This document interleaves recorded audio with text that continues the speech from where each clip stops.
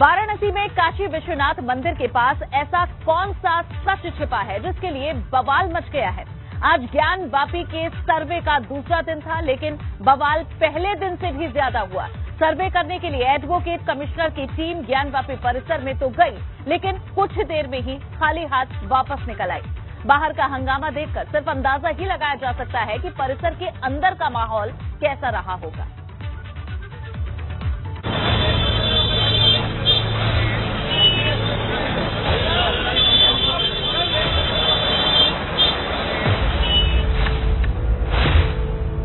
जो supreme court के अधिवक्ता हैं विष्णु जैन, उनको यहाँ पर इसी गाड़ी से ले जाया जाना है, यानी आज भी सर्वे पूरा नहीं हो सका है।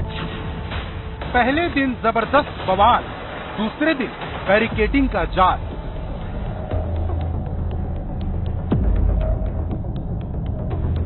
कार्रवाई शुरू होने के बाद जब लोग बैरिकेडिंग पर आगे बढ़े तो अंदर बहुत से मुस्लिम अंदर बैठे थे, गेट पर आ गए और प्रशासन ने हमको अंदर जाने नहीं दिया, सहयोग नहीं किया, जिसकी वजह से आज आगे कार्रवाई नहीं हो पाई।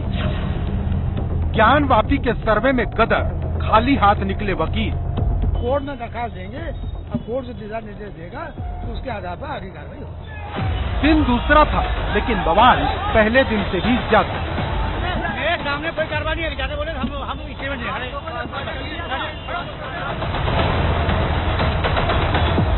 तमाम शंकाओं और हंगामे के बीच एडवोकेट कमिश्नर अपनी टीम के साथ ज्ञान वापी परिसर में सर्वे करने के लिए तो पहुंच गए, लेकिन अंदर माहौल अलग था।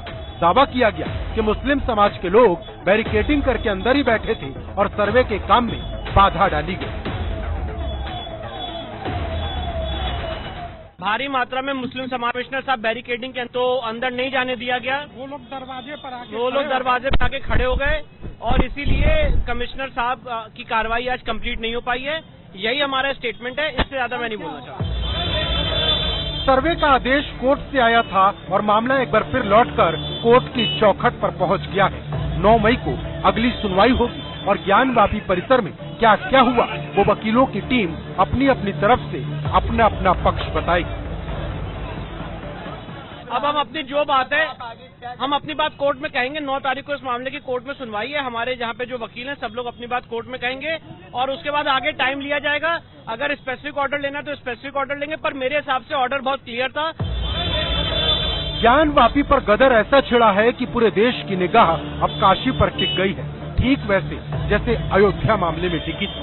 अयोध्या का मामला तो निपट गया, लेकिन अब ज्ञान वापी का विवाद बड़ा बन गया है या फिर बनाया जा रहा है। जिस बैरिकेडिंग की बात हिंदू पक्ष की तरफ से बताई गई, उसको लेकर मुस्लिम पक्ष का अपना अलग ही दावा है।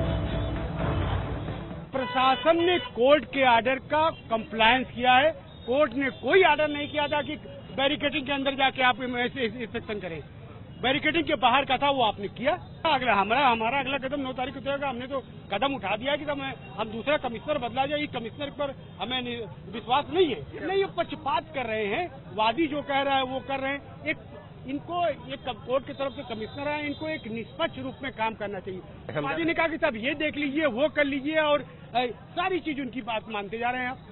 आप लोगों ने कुछ दिखाने का प्रयास नहीं किया? सारा चीज किया, ऑब्जेक्शन किया, लिखित ऑब्जेक्शन किया, उनको लिखित एप्लीकेशन दिया, लेकिन वो अपने मनमाना कर रहे हैं, क्योंकि जो वादी कह रहा है वो कर रहे हैं। तो हम 9 तारीख के बाद ही जो 9 तारीख सर्वे के पहले दिन जो बवाल हुआ था, उसे देखते हुए दूसरे दिन भी सभी की नजरें ज्ञान वापी के गेट पर टिकी थी।